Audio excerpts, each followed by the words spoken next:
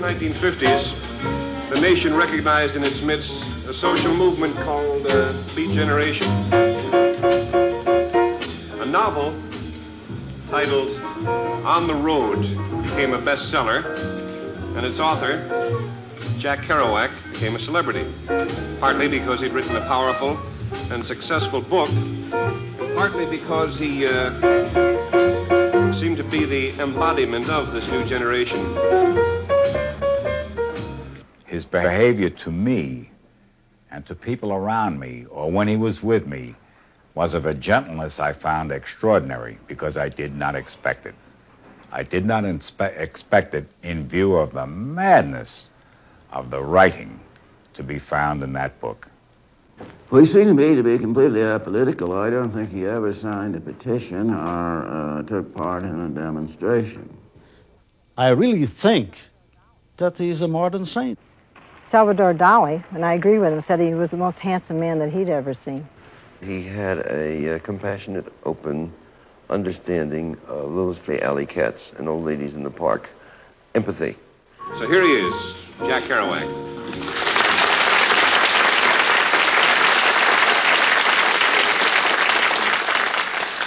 Jack told me a little earlier he was nervous. Are you nervous now? No? Good. Jack, got a couple of square questions, but I think the answers will be interesting. How long did it take you to write On the Road? 3 weeks. How many? 3 weeks. 3 weeks? Jeez, that's amazing. How long were you on the road itself? 7 years. 7 years. And I was on the road once for 3 weeks, and it took me 7 years to write about it. Or the other way around. I've heard that you write so fast that you don't like to use regular typing paper, but instead you prefer to use one big, long roll of paper. Is that true? Yeah. When I write narrative novels, and I want to change my narrative thought, I keep going. You don't want to change the pages at the end, you mean? 100-foot-long teletype paper. Oh, teletype rolls. Where do you get it? Huh? Where do you get the paper? Yeah, teletype paper. For narrative, it's good. Yeah. Good going. I got the most hard question of all, but everybody always puts it to you, I'm sure. I mean, because everybody always puts it to you. How would you define the word beat? I don't mean why not time. I mean, it really is. Well, sympathetic.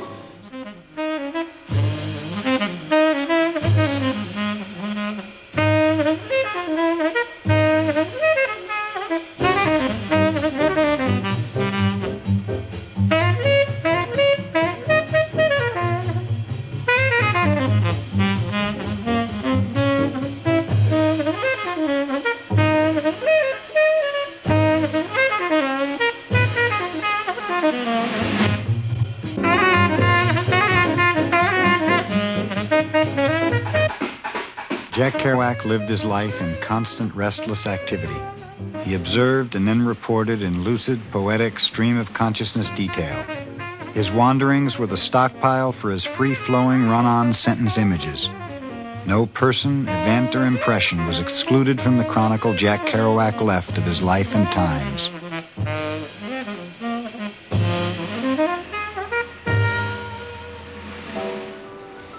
His hometown was no exception. This small New England town with its factory atmosphere inflamed Kerouac's romantic vision. In the novel Maggie Cassidy, he relives his early neighborhood memories. Jackie Dulois's home was in a tenement several doorways up on another corner where the Pawtucketville Center store area seemed always to buzz the most. Right at the lunch cart, across the street from the bowling alley, pool hall, at the bus stop, near the big meat market, with an empty lot on both sides where kids played their gray games in brown weeds on winter dusk. When the moon is just starting to show, with a refined, distant, unseen paleness, as if it had been frozen and also smeared with slate. He lived with his mother, father, and sister, had a room of his own, with the fourth-floor window staring on seas of rooftops, and the glitter of winter nights when the home lights brownly waved beneath the whiter, neater blaze of stars. Those stars, that in the north in the clear nights all hang frozen tears by the billions. In his books, he refers to Lowell, to Little Canada very, very often, and his faith too. And he spoke French. He did not write in French, but he spoke French, and he had the little French-Canadian flavor in his talk. With me, he spoke French all the time. Lowell, Massachusetts was a town of textile and shoe factories, built on water power, Catholic faith, and the sweat of the Irish, Greek, and French-Canadian immigrants who came here, like Kerouac's father, seeking a better life in America. I've got the world on a string. When Jack, the youngest of 3 children, was born in 1922, the economic forecast looked bright for the Kerouac household. But the unstable nature of his father's printing business eventually forced Jack's mother to take a job in a shoe factory. Gabrielle Kerouac's strong Catholic convictions helped sustain her during her oldest son's struggle with rheumatic fever. After an extended period of suffering for Jack's older brother Gerard, the agony came to an end with his death at age 9.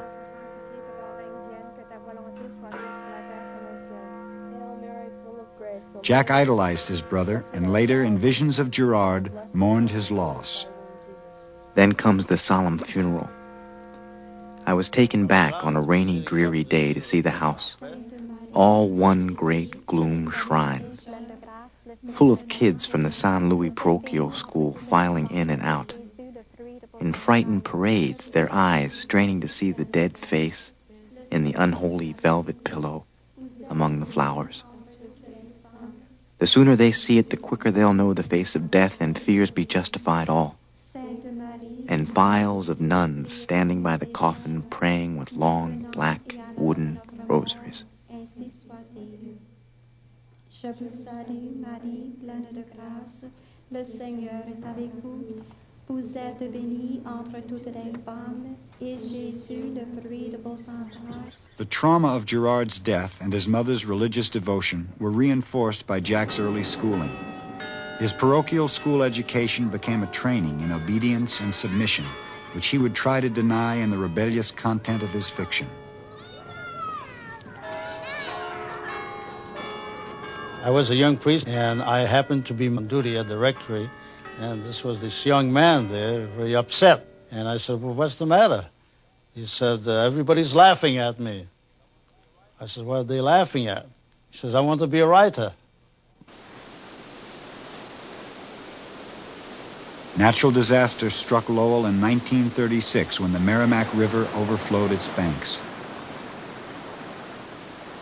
Unbelievably now, I returned to see the flood still rising. After supper, the mighty roar beneath the bridge was still there, casting mist up in the air sea, torrent mountains falling in. I began to be afraid now of watching under the bridge. Some huge power was pumping from below, glistened in its torments. Beyond, I saw the trees and the tragic air. The scene rushed on dizzily. I began to dislike the flood, began to see it as an evil monster bent on devouring everyone, for no special reason.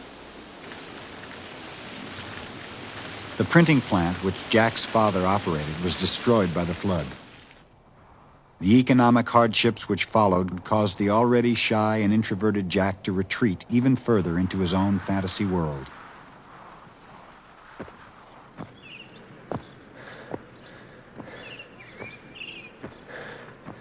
Well, he says, people think I'm a sissy because I want to be a writer, and I'll be a writer.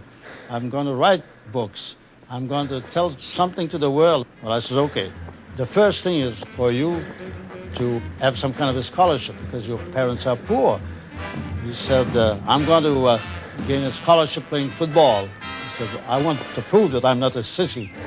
And it was the winning point on the big game between Lawrence and Lowell here. He was considered a big hero and so on. And he won that scholarship. He went to Columbia University.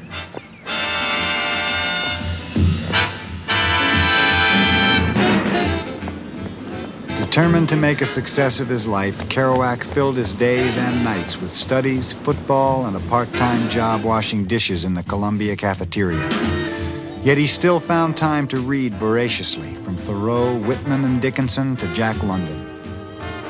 The rumblings of what would become World War II were growing louder, and Ivy League running backs were not exempt from the first peacetime draft. Kerouac registered, but his life continued to revolve around pleasing his coach, his teachers, and his parents. A spectacular 90-yard punt return dramatically altered this focus.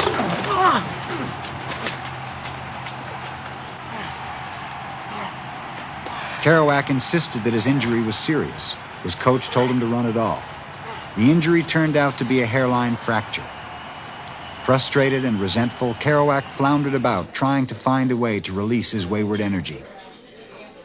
He found it in the vigorous prose of Thomas Wolfe, a writer who Kerouac said, woke me up to America as a poem instead of a place to struggle around and sweat in. This dark-eyed poet made me want to prowl and roam and see the real America that had never been uttered. Kerouac also found time for a new romance. At the time that I met him, he was in crutches, and he just had a football injury. And Henry Crew and I were rather involved, and he wanted to make an impression upon me, and he said he had a very wonderful, intelligent, genius friend, and he would like me to meet him. So he arranged for us to have a luncheon. So we went to the New York Delicatessen, and Jack joined us. And we sat down, and I immediately ate 6 sauerkraut hot dogs. And from that time on, Jack said he was madly in love with me.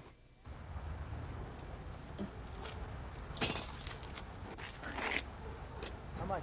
2 bits, bud.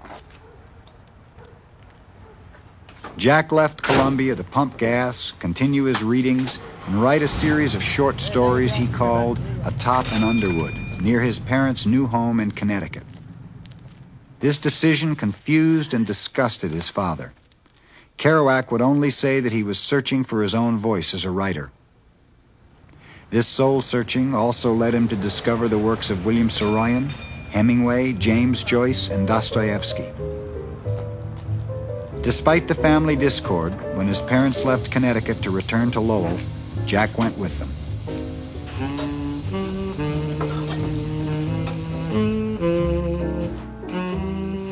The most delicious truck ride I ever had in my life was when, after the movers put all the furniture aboard and my mother went ahead in a car with Sister Ned, the movers arranged my father's chair at the tailgate hem of the truck, and I could sit there, lean back, smoke, sing. And at dusk, as we're heading through Westboro or thereabouts and my old white birch reappeared in hill silhouettes, tears came to my eyes when I realized I was coming back home to old Lowell. It was November. It was cold. It was wood smoke. It was swift waters and the wink of a silver glare with its rose headband out yonder, where Eve's star, some call it Venus, some call it Lucifer, stoppered up her grueling propensities and tried to contain itself in one delimited throb of boiling light. Ah, poetic. The stifling reality of Lowell, however, only served to irritate and annoy the soul-stirring energy he felt emerging from within. After several months, he quit his job as a writer covering sports for the Lowell Sun and left town, further deepening the separation between Kerouac and his father.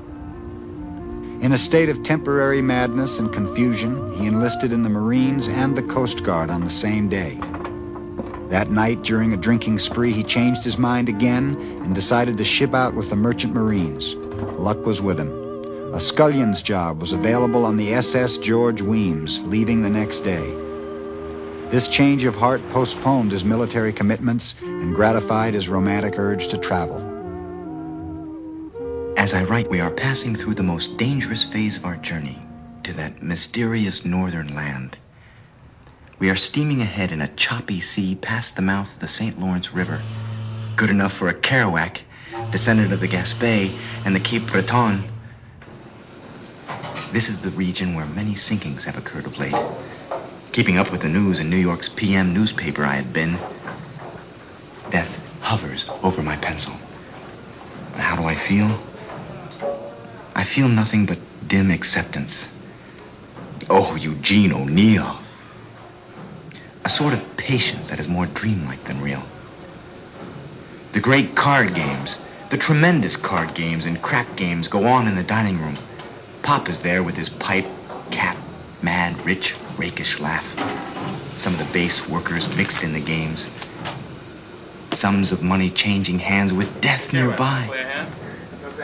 What an immense gambling ship this is. The stake is money, and the stake is life. As I was writing just now, I heard a hissing outside my porthole. The sea is heavy. The ship just rocks and rocks real deep. And I thought, torpedo. I waited for one long second. Death. Death. 10. I tell you, says confident young Jack London in his bunk, I tell you, it is not hard to face death, no siree. Jack's romantic vision of the war quickly faded.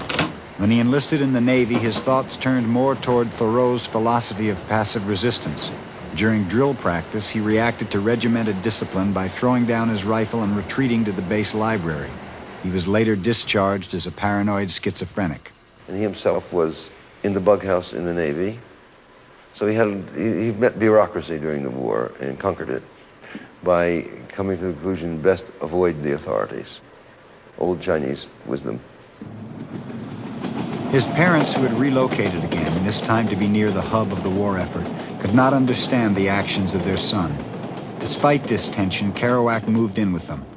When restlessness and rebellion overwhelmed him, Kerouac would roam the streets around Times Square, finding new ideas and new friends. He was just interested in people, and it certainly was an incredible scene. One could sit at a table in a cafeteria with a cup of coffee for many hours and talk and watch people, and you know, there would be just one strange face after another, or a strange person after another. And I think if you go back to down in the city, if you will notice, up to the time he begins talking about people in the Times Square area, he follows a sort of Woolfian style, but it's when he begins to speak of people around Times Square that the true Jack comes out. As far as I'm concerned, we were very moral. Hunky and I were talking about that today.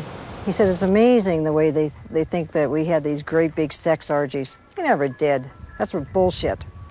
All we ever had, and the only thing we ever did was read books. We sit around in a group and talk about them.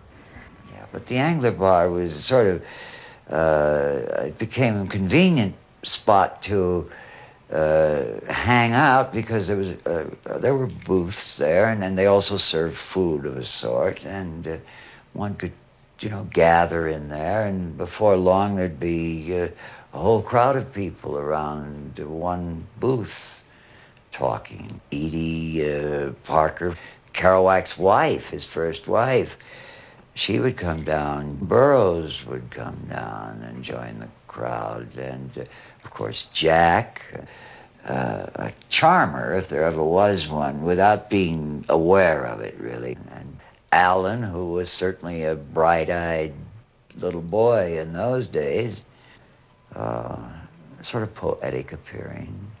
Discussions of Rimbaud and Angler Bar were sort of funny, things like that, you know. Well, when I first met him, I didn't know that he was a writer. Later, when we became friendly and saw something of each other, he told me that he had already written 1 million words. Jack and I used to sit around in my apartment in New York doing what a lot of young would-be writers in those days undoubtedly were doing also, trying to see if we could discover what perhaps was unique about people of our age. And Jack said, well, it seems to me there is something that we're all, first he said, we're kind of furtive. And I said, what do you mean? He said, we all walk down the street in the same way. And I knew what he meant without being able to describe it. And then he kept worrying the idea and said, you know, we're really beat. It meant being reduced to the essentials. It came out of the war when people had to live under continual tension and stress, which was unnatural, and the only way to do it was to no longer engage in attitudinizing and poses. You were beat, and so any energy you had left to do what you had to do was the important thing to preserve, and all the crap went out of it. We used to go down to the village a lot and see Lester Young and all the musicians. And one time Lester asked us to join him in a cab to go to Minton's, which was in Harlem. And that was the first time that Jack had ever smoked pot. And Lester Young was the one to give it to him. And we used to do this often. Seymour Wise was a friend of ours, and his brother ran Downbeat magazine. And we always knew where the musicians would play after ours, because that's when the musicians really played. So we would go to Harlem to hear them really blow.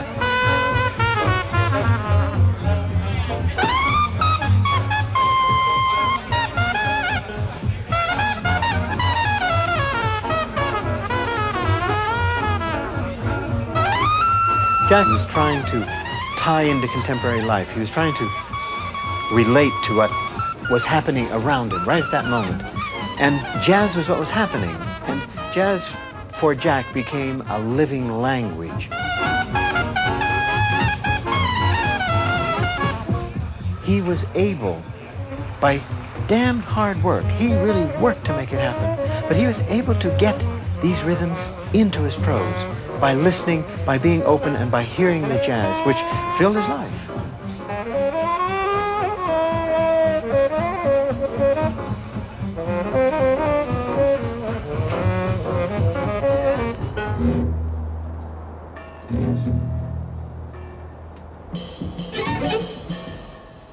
The beat subculture exploded into public view for the first time with lurid headlines that would shock the city.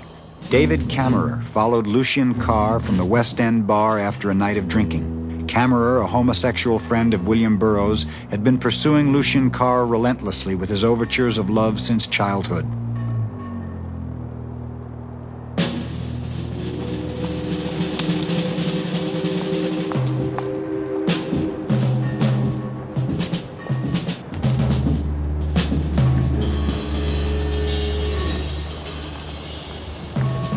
Carr turned to his friend Kerouac for help, which landed Jack in the Bronx jail as an accomplice to the murder. Edie Parker called the executor of her trust fund, who refused to bail Kerouac out unless he married Edie. They were wed in the custody of a Bronx detective. And he asked my mother for $100 for he and I to go back to Grosse Pointe. And by the way, we sat in the baggage car because it was so crowded on the trains back then. And he sat on a casket of a soldier with a flag on it. He lived there with the dog, 2 cats, my mother, and my sister and I. And every single day of his life there, when he was there, he'd go to the bathroom for 4 hours and read Shakespeare and the Bible, and we never could get in. Jack's turbulent introspection forced him to leave the Parker home in Grosse Pointe, thus bringing his marriage to an end. He returned to New York. There he collaborated with William Burroughs on a novel entitled The Hippos Were Boiled in Their Tanks. The hippos were boiled in their tanks, yes. The title came from a radio broadcast that occurred while we were working on this opus, and describing a fire in a zoo, and the hippos were boiled in their tanks, I think was the end of the broadcast, and so we used that as our title. Well, we sort of wrote alternative chapters. I would write a chapter, and Jack would write a chapter, and frankly, it wasn't a very distinguished piece of work. It seems that Bill had run across some sort of a drug that he wasn't sure of, and he wondered if I had any knowledge to pass on about it, and wondered if we shouldn't all take a little of it and see what the reaction was. So we went up to his room in this funny old rooming house and sort of tested this stuff, whatever it was. To this day, I don't know. It turned out to be sort of a dead end all the way around. It was very disappointing. From 1944 or so on, we began experimenting, myself, Burroughs, Kerouac, and Hunky and others, with Benzedrine inhalers. And those were kind of interesting. I found within a year I couldn't hardly write on them because my mind got too tangled. But Jack found that he could write novels on them. And I think a few of his novels in the early 50s, and maybe some aspects of Town and the City were written on amphetamine, Benzedrine inhaler, actually, and maybe Dexies. I think Jack's practice was to sit down and exhaust himself at a typewriter for several weeks at a time, living a very strict regimen, you know, writing continuously for, say, 4, 5, 6, 7 hours a day, or maybe the whole day, sleeping it off, getting a big breakfast, starting it all over healthy the next day, and continuing. Morning, Mr. Kerouac. The Benzedrine helped him to focus on his writing at night after caring for his sick father during the day. However, the drug precipitated an attack of phlebitis. This painful form of blood clotting in the legs put him in the hospital after his father's death. There he worked on what would become his first published novel, The Town and the City, a long saga in the manner of Thomas Wolfe. It was written to tell the story of his life in Lowell and New York. In it, he describes his sorrow over the loss of his father. You poor old man. You poor old man. He cried, kneeling in front of his father. My father. He cried in a loud voice that rang with lonely madness in the empty house. He still refused to believe it. With a sense of horrible wonder, he reached out and stroked his father's cheek like a child. In the notion that now he could stroke his father's face at will because he was dead and did not know was awful. It strangled in his throat that he could cry out and talk like that, mad and foolish, even though his father was sitting there. It flooded his brain with uncomprehending horror. Without thinking, he wiped the mouth of spittle, brushed back the poor, ragged hair a little, held his hand on his father's head unbelievingly, and kissed him on the forehead with a feeling of gentle, crumbling grief and madness and fear.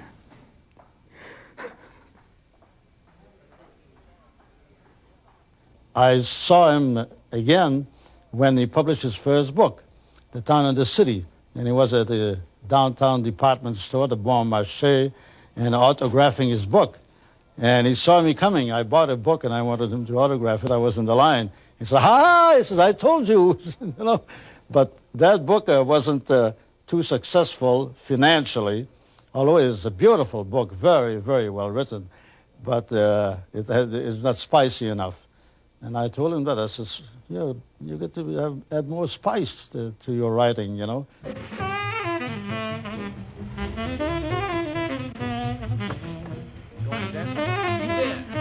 Great.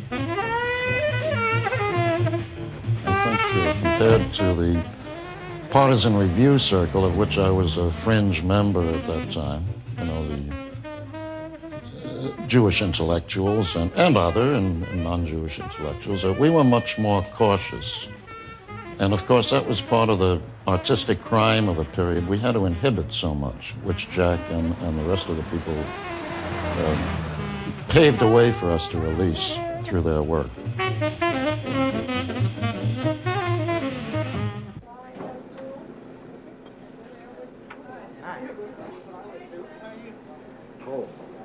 I stopped along the road for a bite to eat.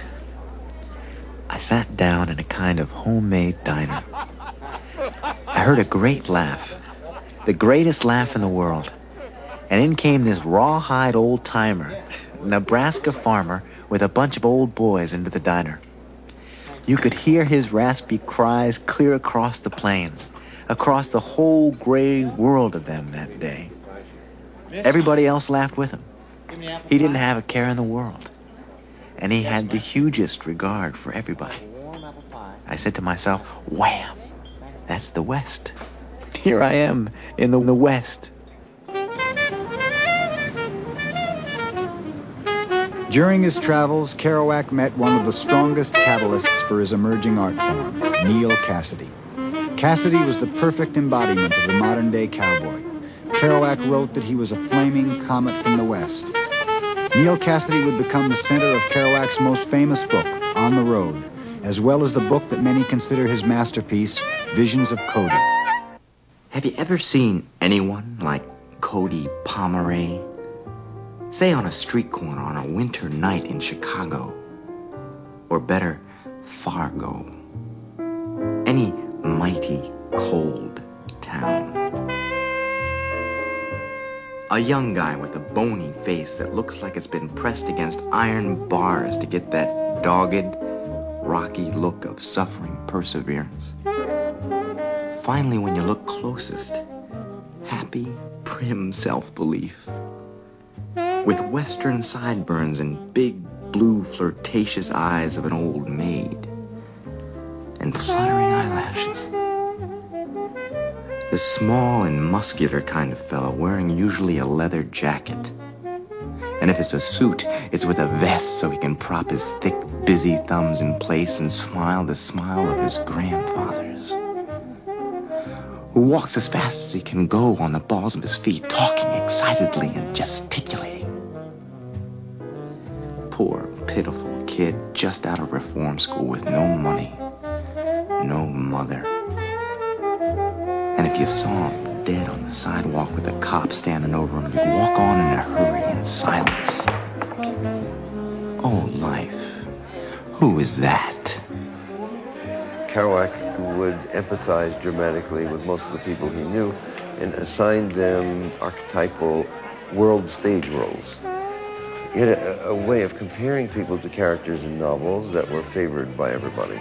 So that everybody came sort of like familiar with their alter egos as seen through Kerouac's eyes. So that he made actually a mythology of his whole life and put people into the mythology, and it was a mythology that was so tender and dear and mortal that people knowingly fell into it with pleasure, because it was an interpretation that made sense. Actually, the portraits were caricatures even, but there was enough basic sympathy so that everybody got hooked in and charmed. And it's charmed everybody since.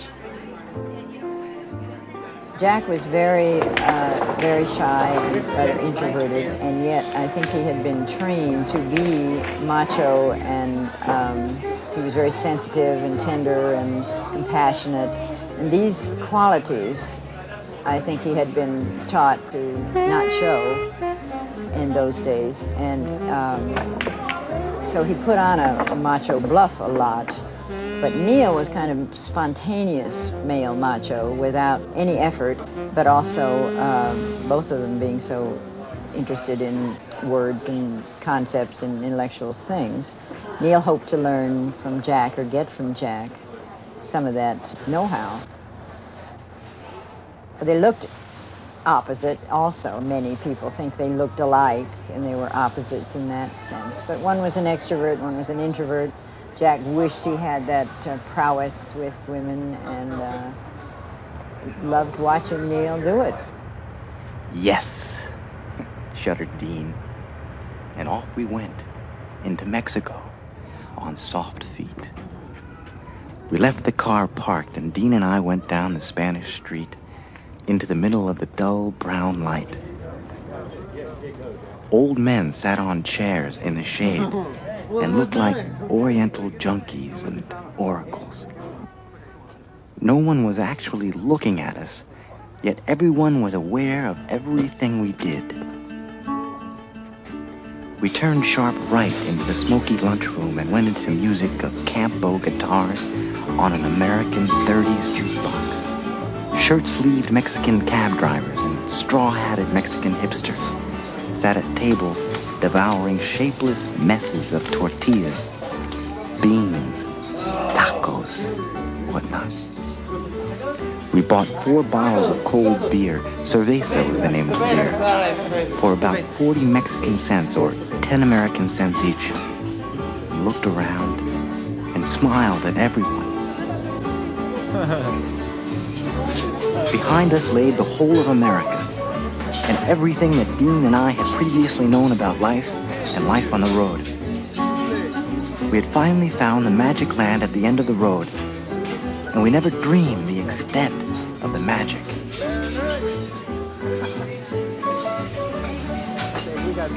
The one thing that used to bothered me about Neil, or rather I envied, was that he could lie down and fall asleep instantly.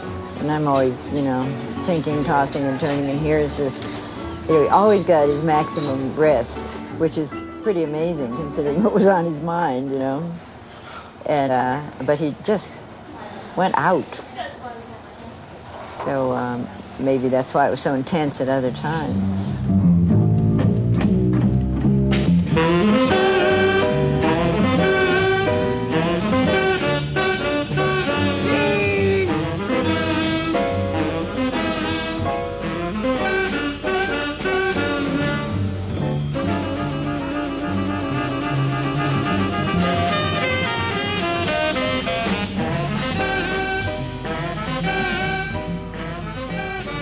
Cassidy's feeling of uncompromising energy was also demonstrated by Bill Canastra. His drunken daredevil feats were renowned among Kerouac's friends. But this invincible attitude resulted in tragedy when Canastra impulsively decided to exit through the window of a moving train and was crushed against a subway platform. To everyone's surprise, Kerouac moved in with and then married Canastra's girlfriend, Joan Haverty. This short-lived relationship bore two fruit, a daughter he would hardly know, and the first draft of what would become On the Road. Jack sat down and wrote it as fast as he could, and it took him about 20 days. It was totally readable. Jack was an expert typist, lightning fast. When he finally finished, he called up one morning and exhausted. He'd been working all night. And he said, I finished it and I don't know whether it's any good or not. And I said, would you like me to read it? I adore to read it. It was not broken into paragraphs, except as each new day began. Then he would leave a couple of spaces just to remind himself of how much he'd gotten done in any given day. It also used all the original names of all the original people. So I sat there for 8 hours reading it, unrolling it at one end and rolling it up at the other, and so I had no sense of pages passing.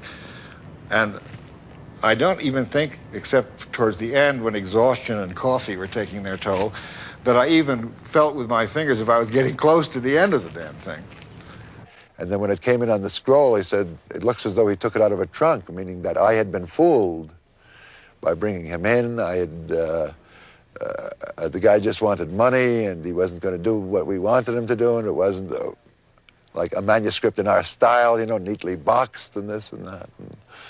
And I was made to feel somewhat abashed about having brought him in, and so I was cowed. And when one is cowed at the age of 24, not having too much experience in that field, you start to think, well, maybe he's right, you know, maybe Kerouac did take it out of a trunk, maybe Kerouac did con me, you know. So I was pliable.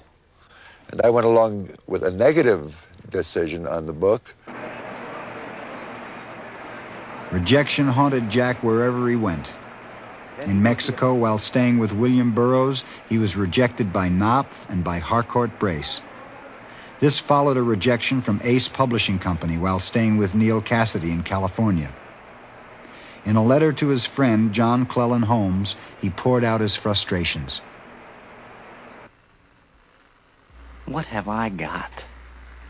I'm 30 years old, broke. My wife hates me and is trying to have me jailed. I have a daughter I'll never see. My own mother, after all this time of work and worrying, is still working her ass off in a shoe shop. And I've not a cent in my pocket for a decent whore. God damn, son of a bitch, sometime I think the only thing that's ready to accept me is death. Nothing in life seems to want me or even remember me. You know how I feel about this lousy life. Lyric, epic novels aside, and all things, and my talent, if any exists. I still know there's nothing but doom and despair on all sides waiting for everybody. And especially for me, who is all so alone. I'm the loneliest writer in America, and I'll tell you why. It's because I have written exactly 3 full-length novels since March 1951 or thereabouts, and not one is wanted now. Now.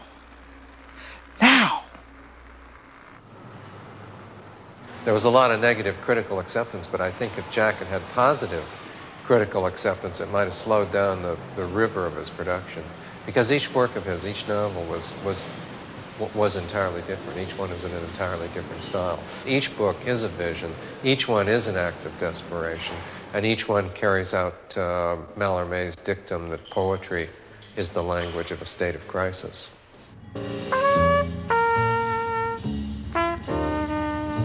Kerouac worked to support himself as a yard clerk, a brakeman, and a scullion. When all else failed, he would write his mother for money. On San Francisco's Skid Row, he wrote poetry and drowned himself in cheap wine, thus aggravating his phlebitis. He called himself a sheepish, guilty idiot, turning out rejectable, unpublishable, wild prose madhouse enormities. However, during that time, he wrote 10 novels, and it was in fact his most prolific period.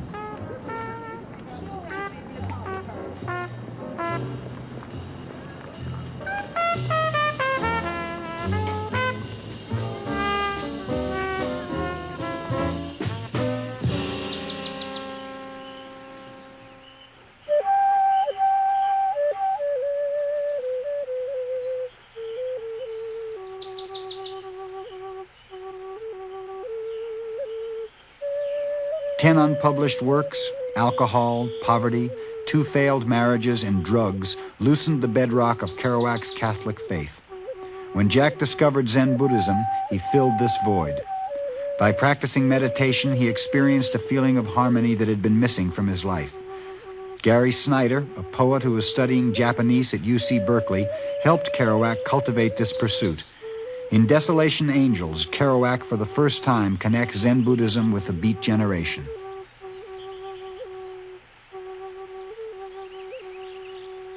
It's the bridge that counts. The coming into San Francisco on that Oakland Bay Bridge, over waters which are faintly ruffled by ocean-going Orient ships and ferries. Over waters that are like taking you to some other shore. It had always been like that when I lived in Berkeley, after a night of drinking, or two. In the city, bing, the old F train take me barreling across the waters, back to the other shore of peace and contentment. Irwin and I, discussed the void as we crossed. It's seeing the rooftops of Frisco that makes you excited and believe. The big downtown hulk of buildings, Montgomery Street high buildings, Hotel St. Francis, the hills, Magic Telegraph with her quoit top, Magic Russian, Magic Knob, and Magic Mission, beyond with the cross of all sorrows I'd seen long ago, in a purple sunset with Cody on a little railroad bridge.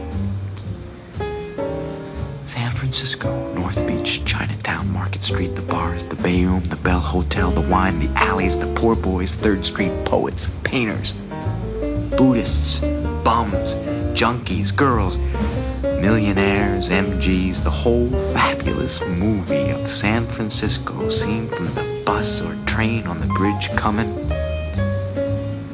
The tug at your heart like New York. And they're all there, my friends. Somewhere in those little toy streets. And when they see me, the angel will smile. It's not so bad. Desolation ain't so bad. Kerouac became a key member of the San Francisco poetry renaissance. His mad-paced prose style seemed driven by the same jubilant energy fueling this gathering of promising new poets.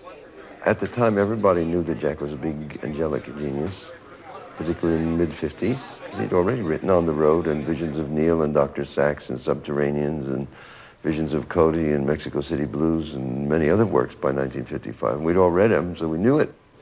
So whatever he did was all right.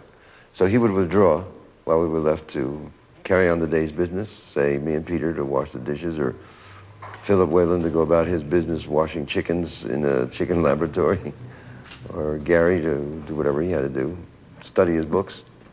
Then we'd make an appointment when we would get together, say later in the week or later in the day, to actually converse, party, or go visit people. First time I saw Jack was at the Six Gallery in San Francisco when we all read our poetry for the first time. Ellen read Howell for the first time. I read for the first time. Matter of fact, I met Gary Snyder and Phil Whalen that night. Rex Roth was the master of ceremonies. And Jack was there, but I didn't talk to Jack that night. I'm going to add to the Kerouac myth now by saying he was just another stumblebum on the scene who was staggering about with a jug of red wine in the audience and being a bad boy the way Gregory does today at readings, Gregory Corso. The party's characteristic. Jack and I would always find ourselves sitting on the sidelines, and we would have got some pots out of the kitchen and would be banging away in our terrific imagination of, you know, of drumming, and it was terrific. I, to this day, think it, you know, I still do it. And but we were shy of dancing, characteristically. In the meantime, Alan and Peter would be whirling by in, you know, delightful nudity or whatever, you dig it. Alan brought Jack by to our house, and they came over with a matchbox of marijuana, and Jack was like slender, good-looking, dark movie star. And my sense of Jack was the artful self-consciousness that he felt in his body as he walked across the room, the way I used to feel when I walked across the high school cafeteria. So I could feel my cranium creak on the top of my spine with intensity of my self-perception of myself, imagining that all eyes were upon me.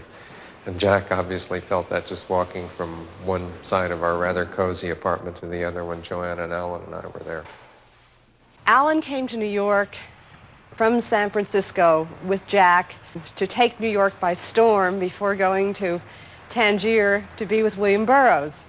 And I heard a lot about Jack, and I really wanted very, very much to meet him. One day I was over there and the phone rang and a voice said, "Hi, this is Jack Kerouac.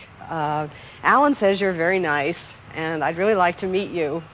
Are you doing anything tonight?" And I said, "No." And he said, "Well, why don't you come down to the Howard Johnson's on 8th Street in the Village? I'll be sitting at the counter. I have black hair and I'm wearing a red and black check shirt." So I said, fine. I went down, and sure enough, I walked into Howard Johnson's, and there was this man at the counter who was immediately, to me, the most vivid man in all of Howard Johnson's. It was like everybody else was in black and white, and this person was definitely in Technicolor. So I introduced myself. I felt very shy and sat down. He was very shy. He offered me some coffee, and then he said that he had no money because he had gotten shortchanged in a grocery store on 8th Street, and he said he was hungry. So I said, "Well, I'll buy you some dinner." And I was 21 years old, and I had never bought anyone dinner before, so this was a big thing. I bought him frankfurters and baked beans. His friendships helped sustain him over the years, but literary fame still eluded him. In 1957, 7 years after his first draft of On the Road, Viking Press published what would become his most successful novel. Viking was, I think, at that point committed to the book, but there were still real questions as to how the manuscript would finally be dealt with. And Jack had had a very sad time with the Town and the City because it had been editorially hacked, really compacted. I think it went from 1,200 to 400 pages, really a real cutting, and plus changes in the structure of the sentences and whatnot. He was determined this time not to let that happen, that rather than have the book published, he'd refuse that kind of editorial excising and determinations. So he came to New York actually the day before the publication of On the Road, took the Greyhound bus up to New York from Florida. I had sent him money for the bus trip, $30. He arrived that night, and we went down at midnight to get the New York Times. And there was that extraordinary review by Gilbert Milstein. I read the book, and I was simply stunned. Simply stunned. I said then, I believed, that it was as perfect an expression of a generation as Hemingway's The Sun Also Rises was an expression of a generation of his time. A lot of what happened stemmed from that review. The next day, Jack was famous. It was sort of an overnight thing. The phone was ringing. His publisher came up with half a case of champagne. There were people who wanted to interview him. And he was excited by it, scared. He also felt that somehow he had to live up to the public's image of him. Now, the public really expected he was going to be just like Dean Moriarty or Neil Cassidy, but he was Jack Kerouac. He was this rather shy person who could actually become quite boisterous and lively, but who liked to be sort of off to one side, looking, reflecting, and there he was in the limelight. The thing that he was most proud of was his, not only his commitment as a writer, but he was a writer. That was his dearest and most absolute imagination of himself, that he was a tough, practical, real writer. And that American sense of the dignity in the ability to do something. Critics, intellectuals thought of him as more of a media personality, as a kind of showbiz guy who wrote, only because he was extremely attractive. He was, in those days, very good on television. He had presence in front of a camera and on interview shows. And intellectuals of that time tended to think that anybody that was popular with a mass audience couldn't be very serious. To many of the people who reviewed and wrote, he was the barbarian at the gate. Someone called him a Neanderthal with a typewriter. Truman Capote, for instance, said, "That's not writing, that's typewriting." And I presumed that the awful impact of fame when it hit him must have been like a bleak tidal wave. He was in all senses unequipped to deal with it. This notoriety made publishers eager to release another novel by the king of the beats. Working from notes he took on a hiking trip in the high Sierras with Gary Snyder, Kerouac hammered out a new novel in less than a month. This work satisfied the publisher's desire to cash in on Kerouac's popularity.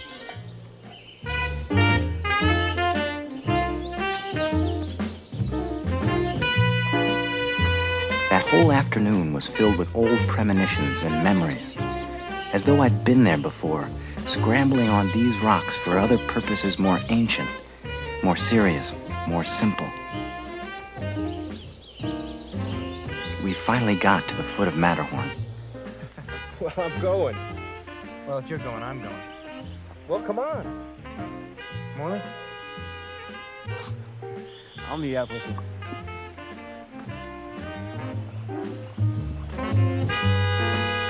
At one point, I had to scramble on a narrow ledge around a butt of rock, and it really scared me. The fall was 100 feet, enough to break your neck, with another little ledge letting you bounce, a minute preparatory to a nice goodbye 1,000-foot drop. I now began to be afraid to go any higher from sheer fear of being too high. All the nightmares that I'd ever had about falling off mountains and precipitous buildings ran through my head in perfect clarity. Also, with every 20 steps we took upward, we became completely exhausted. 2 feet. Jeffy!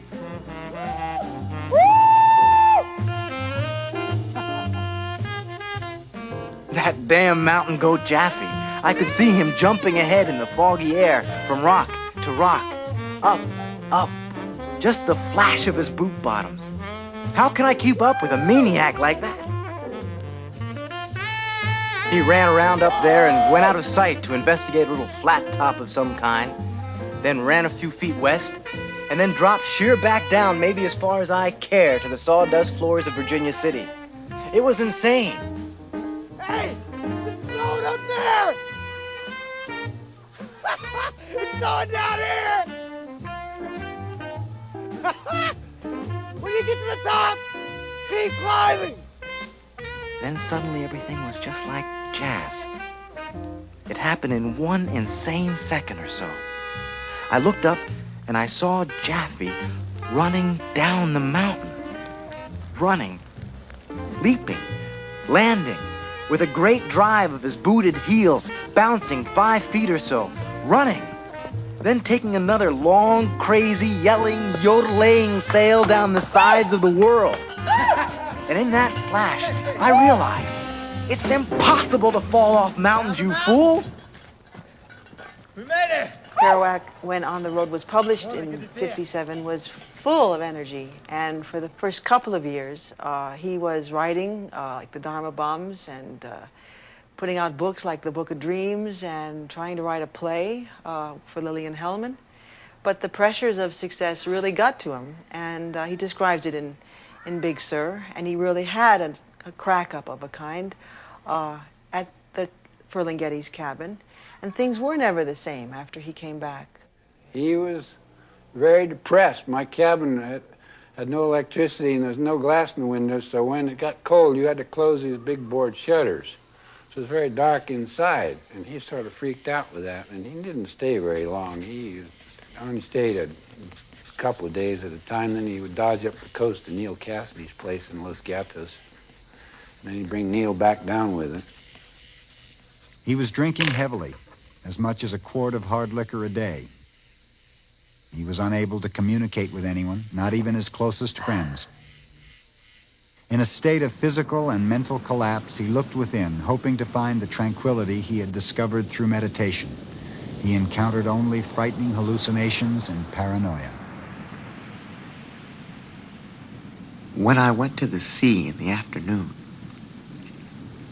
and suddenly took a huge, deep, yogic breath to get all that good sea air in me, but somehow just got an overdose of iodine or of evil. Maybe the sea caves, maybe the seaweed cities, something. My heart suddenly beating, thinking I'm gonna get the local vibrations. Instead, here I am, almost fainting. Only it isn't an ecstatic swoon by St. Francis. It comes over me in the form of horror, of an eternal condition of sick mortality in me, and in everyone. She was a tired old alcoholic by then, or a tired young alcoholic. The difference in the prose in the novel Big Sur, which I really consider a tired old book, and the vitality of the prose in an early short story such as October in the Railroad Earth, it's an enormous difference. His spontaneous composition slowed dramatically. His drinking problem loomed so large that it became the subject of both Big Sur and Satori in Paris. His behavior became almost childlike. In fact, his mother administered his affairs and took control of his spending money. She wouldn't let anybody through that door. The shades were drawn, even midday. And she was very concerned about him at all times. I remember one morning I got a call from her, and she says, "Was Jack over last night?" I says, "No." And he said, "Well, he hasn't been home all night." And he said, "Why don't you check?" So I hit all the bars. Couldn't find him. So finally I had an idea, because when he used to visit me, he used to take a shortcut through the woods. And I says, "That's probably where he is." So I was taking this shortcut, and there he was lying in the bushes asleep. He passed out. So I bring him up, carrying him home. Mom says, "Thank you." Put him to bed, and that was it. He came to New York for the William Buckley show. We were in Burroughs' room in a hotel. Jack was with a couple of Greek brothers-in-law, and he wanted Bill to come down. Bill said, "No, Jack, you're too drunk. I don't want to witness this outrage." So I went down with him. He took out a little tiny bottle in the dressing room and was tippling from that. I think he had a old 1920s F. Scott Fitzgerald hip flask at that point. And then got up on the Buckley program with that same heavy, solid, redneck, beer belly look. Now, Jack, Mr. Kerouac, what I want to ask is this. To what extent do you believe that the Beat generation is related to the hippies? Oh, what the respect? hippies are good kids. They're better than the Beat. The Beats, see, Ginsberg and I, and, well, Ginsberg, boy. We're all in our 40s, and we started this, and the kids took it up and everything. But a lot of hoodlums, and communists jumped on our backs. Well, on my back, not his. Ferlinghetti jumped on my back and turned the idea that I had that the Beat generation was a generation of beatitude and pleasure in life and tenderness, but they called it in the papers, beat mutiny, beat insurrection. Words I never used, being a Catholic. Jack was not a particularly sloppy drunk. His voice was rarely thick with alcohol, but his mind became inflamed, and he became more and more of a monologist. He was not any longer interested in dialogue, he was interested in talking. Because that talk, even at the worst of times, was always brilliant, always interesting, and always disturbing, I was perfectly willing to listen and say, oh, you're full of nonsense, or just say nothing. But increasingly, those visits became painful for him, not being with me, I hope, but just you can't drink like that steadily without paying for it. He used to go out with friends and spend all the night with poets and so on. He drank and all that. And, well, I said, aren't you afraid of hell? He says, oh, no. He says, I'm concerned with heaven. He says, I'm thinking about heaven all the time. I want to see Gerard, my little brother. And he was more and more involved with the idea of suffering, as he'd always been, but in a Catholic, Christian and Catholic vision of Sacred Heart, Wounded Heart. Made a lot of paintings of Christ suffering, of Mary suffering, and saw his own existence as suffering, to a point where he wondered why it was worth being born. When Gregory had a baby, he said, oh, you're just bringing up a thing to die. It's a cruel remark, not very tender, but on the other hand, springing from a frank understanding that birth means death. So he lived a very hermit-like life. He, for the most part, kept away from cities in which he always got into trouble, and he was constantly imprecating his friends to come visit him when he felt like it. Even if you were 1,500 miles away, he'd say, get on a plane and get your ass down here. So it was a very lonely life, and his letters were rather saddening at least, to someone who knew and loved him as I did. Jack looked at me and he said, you know, Hunky, you were the first person that got me interested in Sinatra, something like that. But he was obviously pretty well along with liquor, you know, and I just couldn't take him. Careworn, sad face, round and bloated, and he had gotten quite fat. My first thought was he looked like an old Turk.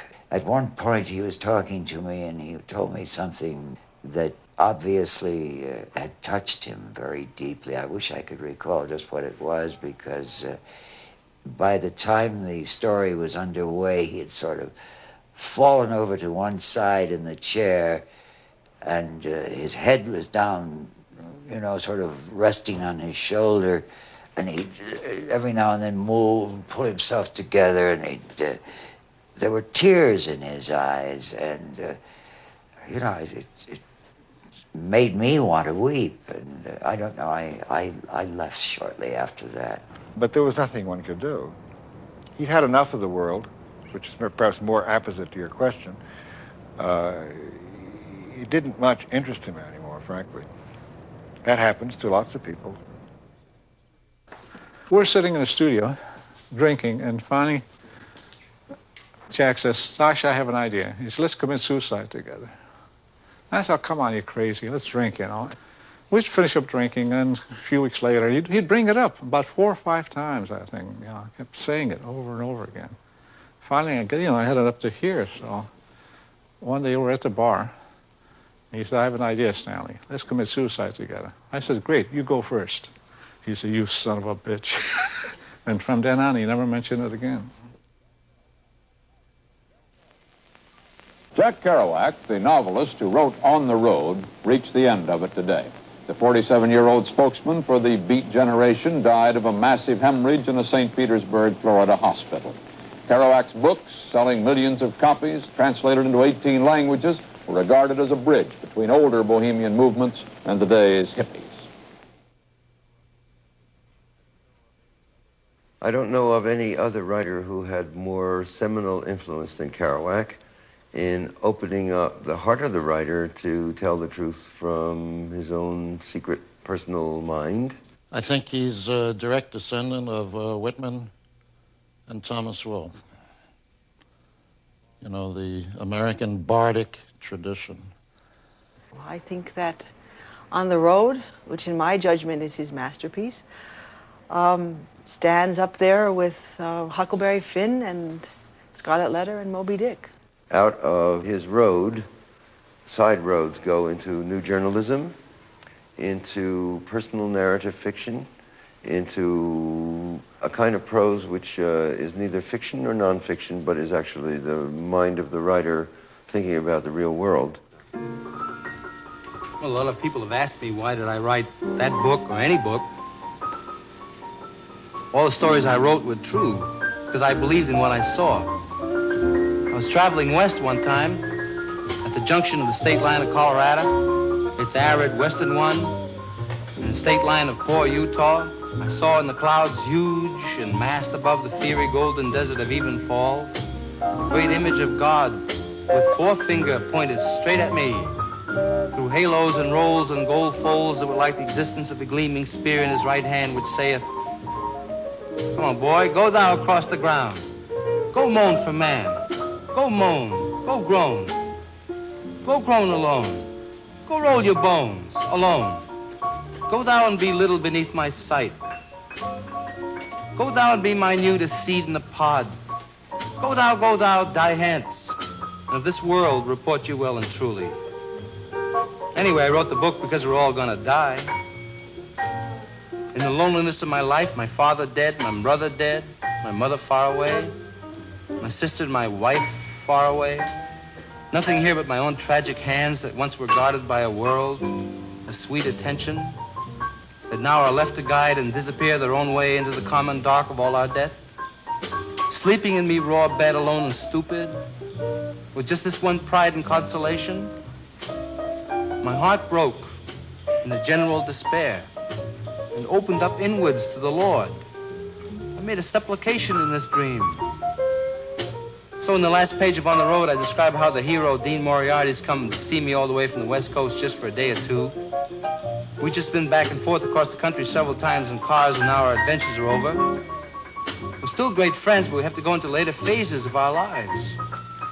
So there he goes, Dean Moriarty, ragged in the moth-eaten overcoat he brought specially for the freezing temperatures of the East, walking off alone, and last I saw him, he rounded the corner of 7th Avenue, eyes on the street ahead, and bent to it again.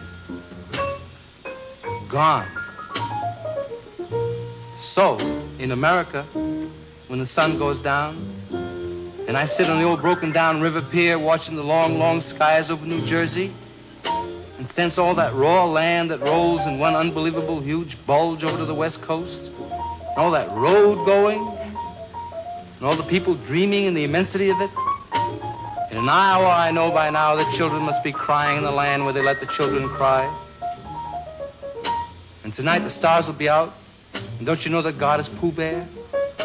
The evening star must be drooping and shedding her sparkler dims on the prairie, which is just before the coming of complete night that blesses the earth, darkens all the rivers, cups the peaks, and folds the final shore in. Nobody knows what's going to happen to anybody besides the forlorn rags of growing old. Think of Dean Moriarty, I even think of old Dean Moriarty, the father we never found. Think of Dean Moriarty, I think of Dean Moriarty.